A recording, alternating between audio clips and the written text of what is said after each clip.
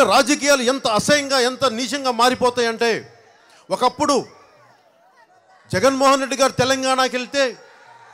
తెలంగాణ నాయకులు ఇక్కడ అడుగు పెట్టనివ్వన్న వ్యక్తులు ఈ రోజున వచ్చి తెలంగాణకి మేము సపోర్ట్ ఇక్కడ జగన్మోహన్ రెడ్డి గారికి సపోర్ట్ చేస్తామంటే ఎంత మారిపోతాయో చూడండి ఒక్క ఎలక్షన్లో 5 సంవత్సరాల్లో. అలాగే వైఎస్ రాజశేఖర రెడ్డి గారు మాట్లాడుతూ ఆయన ఈటెల రాజేందర్ గురించి పట్టుమని 10 మంది లేరు మీరంటే ఆయన మాట్లాడతారు కూర్చోబెట్టి తెలంగాణ ఏమి సాధిస్తాం అంటే, ఎందుకు చెప్తున్నానంటే మళ్ళీ ఆయన కొడుక్కి తెలంగాణ నాయకులు ఈ రోజున ఓపెన్గా సపోర్ట్ చేసే పరిస్థితికి వస్తున్నప్పుడు ఇది నా భయం ఏంటంటే, మీ కక్ష సాధింపు, మీకు చంద్రబాబు గారి మీద కక్ష కోసం మళ్ళీ ఇట్లాగొచ్చి చేసుకుంటూ వెళ్ళిపోతే నా భయం ఏమొచ్చిందంటే, విసిగిపోయాను నేను.